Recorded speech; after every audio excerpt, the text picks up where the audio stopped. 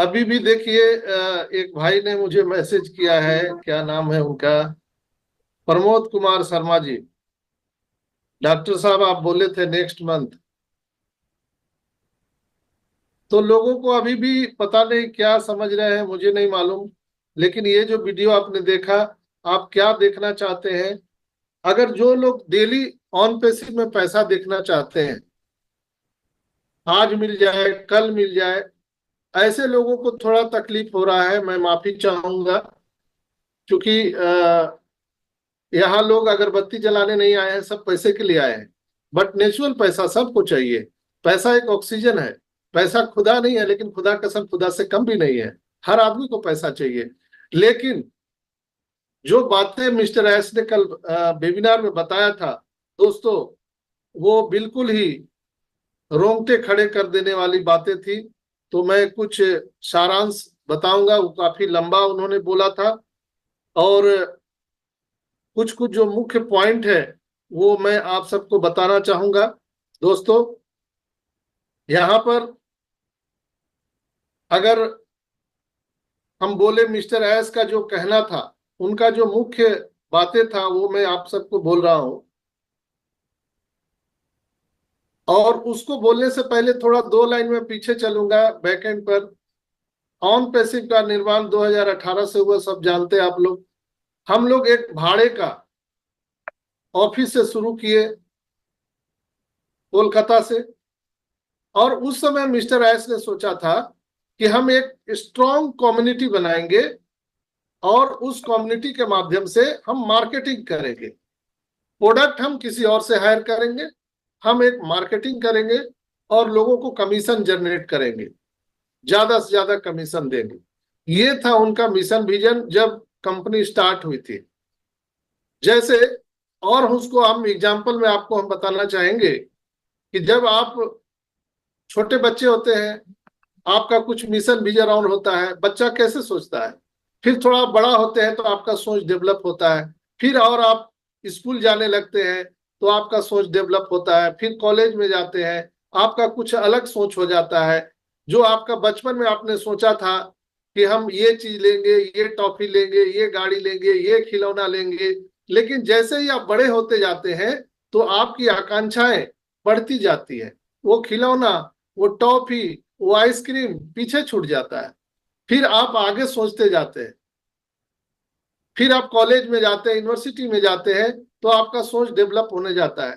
जब आप KG 1 में पढ़ रहे होते हैं तो क्या आपका ड्रीम होता है कि हम शादी करेंगे बढ़िया लड़की से? कभी ड्रीम होता है? कभी नहीं होता है। हम अपने बच्चे को पढ़ाएंगे लिखाएंगे। एक LKG का बच्चा क्या ये सोच सकता है क्या? नहीं।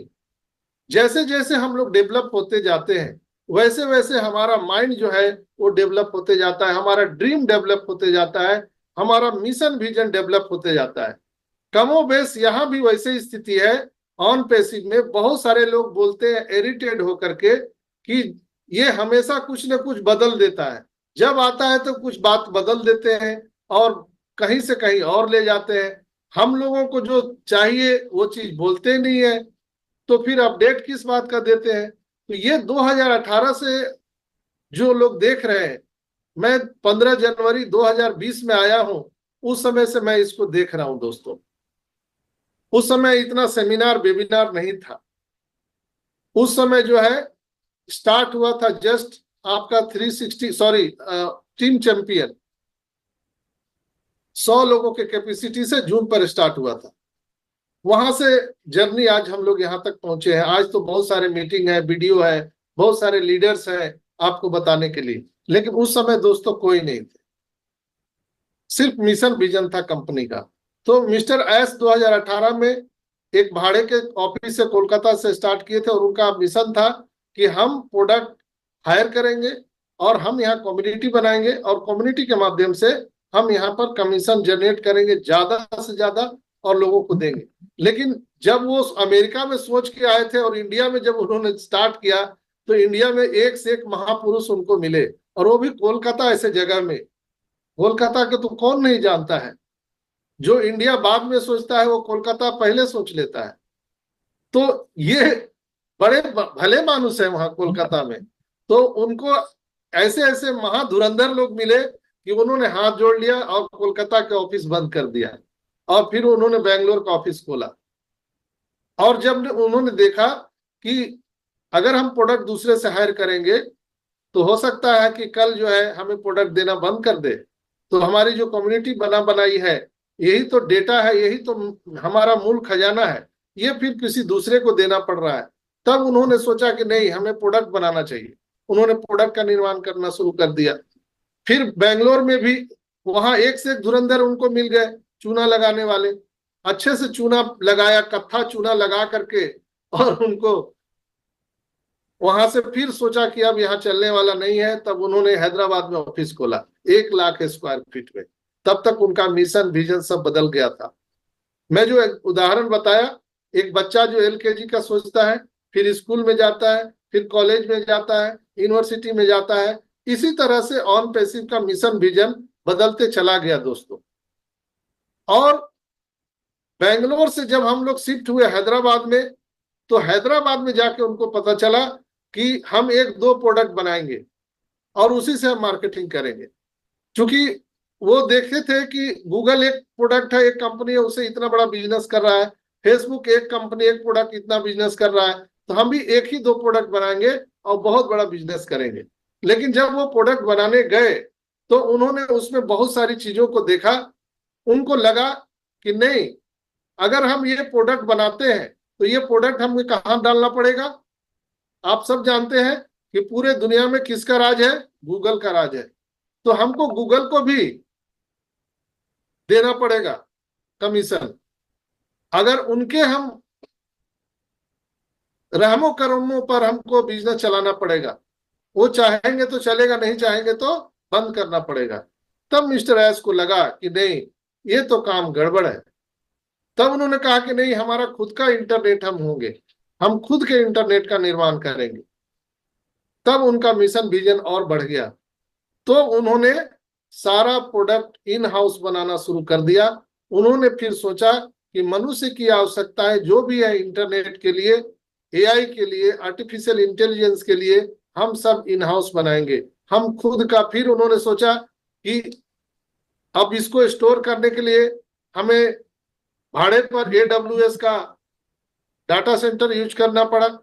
वहां पर मोटे मोटे फीस देने पड़े उन्हें।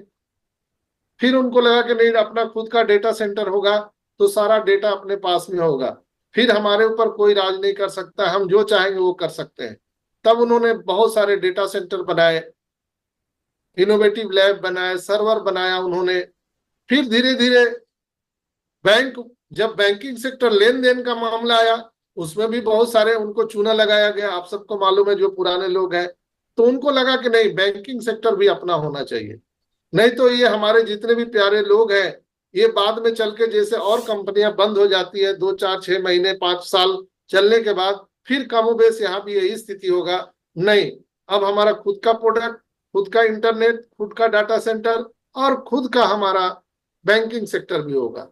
लेकिन बैंकिंग सेक्टर इतना जल्दी तो बनता नहीं है। उन्होंने हायर किया, दुनिया के सबसे बड़े से बड़े पेमेंट मर्चेंट को हायर किया। आप लोग सब जानते हैं, सितंबर से जब हम लोग शुरू हुए तो क्या किया उन्होंने, आप लोग सब जानते हैं। सितंबर से शुरू हो गया, जो 1 तारीख से 10 तारीख तक जो क्रिप्टो से विड्रॉल लगाया था, सबको पेमेंट आ गया। इंडिया में सबको पेमेंट मिला। हम खुद उसके प्रत्यक्षदर्शी हैं, जो लोगों को पेमेंट आया।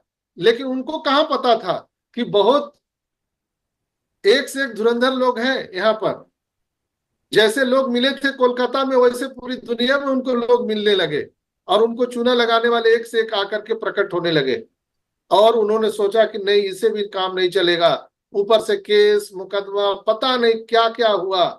पूरी दुनिया की जितनी बड़ी बड़ी कॉरपोरेट घराने हैं, कंपनियां हैं, वो इनके पीछे लग गया कि अगर इसको नहीं बंद किया गया तो ये पूरी दुनिया पर कब्जा कर लेगा, इसको बंद करो। सारी चीजें, जितना भी साम दाम दंड भेद, सारी दुनिया ने ताकत लगा दिया ऑन पैसिव ना है। लेकिन थैंक गॉड, हमारे स्ट्रॉन्ग बर्निंग डिजायर वाले और ह्यूमैनिटी को अपलिफ्टिंग करने वाले, पूरे दुनिया के दिल पे राज करने वाले हमारे ग्रेट CEO एस मुफारा ने हार नहीं माना। घुटना नहीं टेका, और लगातार 9-10 महीने के जद्दोजहद के बाद उन्होंने कहा कि आप क्या समझे थे, हम नहीं लौटेंगे, हम जरूर लौटेंगे, जब तक तोड़ेंगे नहीं तब तक छोड़ेंगे नहीं। हाँ जी सर, सही बोला आपने। अगर आपकी इजाज़त हो तो मैं नवाजुद्दीन सिद्दीकी जी का ये ओरिजिनल डायलॉग यहाँ पर पेश ही कर देता हूँ, ताकि लोग सुने वो ओरिजिनल डायलॉग क्या था। तेरे को क्या लगता था कि नहीं लौटेंगे? गलत। जब तक तोड़ेंगे नहीं तब तक छोड़ेंगे। और उन्होंने वापसी किया और लौटा, हार को हरा करके आया। और उन्होंने कहा कि नहीं, यहां पर उन्होंने देखा कि अगर केवाईसी करते हैं तो अगर हम दूसरे को डेटा देते हैं वहां भी हमें थर्ड पार्टी का यूज करना पड़ेगा, पैसे देना पड़ेगा। उन्होंने 14,27,000 लोगों को देखा कि एक थर्ड पार्टी को हम देते हैं तो $3 से $5 हमें केवाईसी के लिए देना पड़ता है। तो अगर $1 भी मान ले खर्चा होता है तो उन्होंने $14,27,000 बचा लिए, खुद का अपना इन हाउस ओ वेरीफाई प्रोडक्ट बना लिया। तो ये चीजें बनती गई और इसी में विलंब होता गया, समय लगता गया, समय लगता गया, नहीं तो ये तो कब का आ गया होता। और हम लोग मजबूत होते चले गए। अगर कोई बिल्डिंग बन रहा है, उसकी नींव मजबूत नहीं है दोस्तों, तो बिल्डिंग कभी भी गिर सकता है। Am right? तो इसलिए मिस्टर एस ने हमारे बिल्डिंग को मजबूत करते गए, लोगों के वैल्यू को, वो उन्होंने जो इनिट टू विनिट का जो नारा दिया, प्लग एंड प्ले का जो नारा दिया, उसको उन्होंने अक्षरशः सत्य करने के लिए पूरा का पूरा उन्होंने सिस्टम को तैयार किया कि ऑटोमेशन में यहाँ पर कैसे ट्रैफिक आएगा, ऑटोमेशन में लोगों को कैसे पैसा आएगा, यहाँ जनरेशन टू जनरेशन लोगों को कैसे पैसा आएगा। उन्होंने इसका प्लानिंग तैयार किया। और दोस्तों, कल के वेबिनार में वो बोल रहे थे, आउटस्टैंडिंग, माइंड ब्लोइंग जो होने जा रहा है वो दुनिया ने न कभी सोचा है न देखा है। ऐसा मार्केटिंग स्ट्रेटजी वो लेकर के आ रहे हैं। किसी भी कंपनी से हमारा कोई कंपटीशन नहीं है, किसी भी कंपनी से हमारा कोई प्रतिस्पर्धा नहीं है, किसी प्रोडक्ट से नहीं है। हम एक ऐसा मार्केटिंग लेकर के आ रहे हैं जो आप न सुने होंगे न देखे होंगे। ऐसा मार्केटिंग स्ट्रेटजी हम लेकर के आ रहे हैं। लोग बोलते थे कि यहाँ पर कैसे ऑटोमेशन में ट्रैफिक आएगा, हम ट्रैफिक पैकेज खरीदेंगे तो कैसे आएगा। मैं कल परसों के भी वेबिनार में बताया था आप सबको कि यहाँ पर जो ऑटोमेशन में ट्रैफिक आने वाला है, हम दुनिया के 8 अरब लोग को लेकर के आएंगे। कल मैंने आप सबको बताया था, वो मेला वाला कहानी सुनाया था कि एक मेला में 500 रुपया एंट्री फीस है और एक मेला में एंट्री फीस 0 है। तो भीड़ किधर होगा? तो कहीं ना कहीं हम लोग ऐसे कल्पना कर रहे हैं, लेकिन हम लोगों किसी को नहीं मालूम कि वो क्या स्ट्रेटजी बना रहे हैं, उनका क्या प्लान है मिस्टर एस का। वो उनके जो वर्ड थे कि आप लोग स्तब्ध रह जाओगे, पूरी दुनिया स्तब्ध रह जाएगी, सारे जितने भी कॉरपोरेट है पूरी दुनिया के वो स्तब्ध रह जाएंगी, जो हम मार्केटिंग प्लान लेकर के आ रहे हैं। और जो आप सबको जो इनकम का, रेवेन्यू का जो डिस्ट्रीब्यूशन है, वो आज तक धरती पर किसी कंपनी ने लेकर के नहीं आया है और न लेके आएगा कभी भविष्य में। हम एक ऐसा प्लान कर रहे हैं दोस्तों। उन्होंने जो रात में जो बताया, मैं आप सबको वो वीडियो भी आप सबको मैंने दिखाया, शायद आप लोगों ने देखा भी होगा कि वीडियो में वो क्या बोल रहे हैं। और उनका जो मेन हाईलाइट जो पॉइंट था, never seen before in the world, traffic and marketing blast in on the way in on passive. जैसे ही उन्होंने बोला, ये रोंगटे खड़े हो गए दोस्तों। Never seen before in the world, कभी भी दुनिया ने ऐसा नहीं देखा है और न देखेगा। Traffic and marketing blast is on the way in on passive, रास्ते में है। उन्होंने कहा कि आप लोग मिस कर रहे हैं ओईएस को, आप लोग ओ कनेक्ट को मिस कर रहे हैं। मैं जानता हूं, चूंकि हमारा इतना रिश्ता हो गया है ओईएस और हमारे ओ कनेक्ट से, ओ मेल से, ओ ट्रीम से, वो बहुत ही रिश्ता मजबूत हो गया। हम लोग मिस कर रहे हैं उसको। वो सारी चीजें ठीक कर ली गई है। बहुत जल्द हमारे टेक टीम के हरी झंडी मिलते ही ग्रीन सिग्नल मिलते ही हम लोग लाइव हो जाएंगे। मिस्टर एस ने कल रात में ये बोला कि बहुत जल्द हम लोग लाइव हो जाएंगे। टाइम टेकल नहीं है, कल होगा, परसों होगा, 10 दिन के बाद होगा, आई डोंट नो, बट हम लोग बहुत जल्दी लाइव होने वाले हैं। दोस्तों, उन्होंने जो मार्केट स्ट्रेटजी बनाया है आप लोग देखे होंगे। हमेशा मैं आपको एग्जांपल देता हूं ताकि आपको समझ में आए एस क्या बोलते हैं। आप लोगों ने ओपिनियन पोल देखा है? जब इलेक्शन होता है इंडिया में तो ओपिनियन पोल होता है। ओपिनियन पोल के माध्यम से बताया जाता है किस पार्टी को कितना सीट आ रहा है, किसकी सरकार बन रही है, किसकी सरकार जा रही है। वो सर्वे किया जाता है। क्या सारे जितने भी जनसंख्या है इंडिया के सब पे सर्वे किया जाता है? नो, कुछ सैंपल उससे कलेक्ट किया जाता है, 1000, 2000, 10,000 के बीच में उसमें सैंपल कलेक्ट किया जाता है और उसके बिना पर हम ओपिनियन पोल बताते हैं, एग्जिट पोल। उसी तरह से मिस्टर एस ने यहाँ पर एक एग्जिट पोल चलाया। आप सबको मालूम है एग्जिट पोल चला है? कोई बता सकता है? Yes sir, yes. जी मैं बताना चाहूँगा इसने क्या शेयर किया था। सर मिस्टर एस मुखारे ने रेड और मार्टी से पूछा था कि वो सभी फाउंडर्स से एक राय लें कि 3 सबसे इम्पॉर्टेंट प्रोडक्ट क्या हो सकते हैं उनकी नज़र में। ये चीज़ें पूछी थी मिस्टर एस ने रेड और मार्टी से। तो रेड ने अपने फेसबुक पोस्ट में एक मैसेज शेयर किया था और उसमें अपनी ईमेल आईडी भी दी थी और फाउंडर से पूछा था 3 सबसे अच्छे प्रोडक्ट क्या हैं जो मार्केट की नीड है, जो मार्केट देखना चाहती है, मार्केट यूज करना चाहती हैं। तो फाउंडर्स के अकॉर्डिंग क्या यस यस, प्रोडक्ट एग्जैक्टली। अभी प्रोडक्ट रिव्यू के बारे में हम सबसे सर्वे कराया गया। जो रेड मार्टी का जो रेड सर का जो आपको जीमेल मिला था, उस जीमेल पर आपको अपने प्रोडक्ट के बारे में रिव्यू देना था। तो उसमें मिस्टर एस ने बोला कि 7,000 लोग, 7,000 लोगों ने ही रिव्यू दिया है। 14,27,000 में 7,000 लोगों ने रिव्यू दिया है, काफी है। उन्होंने बहुत अच्छा बताया और सबको बधाई भी दिया, कॉन्ग्रेचुलेशन बोला।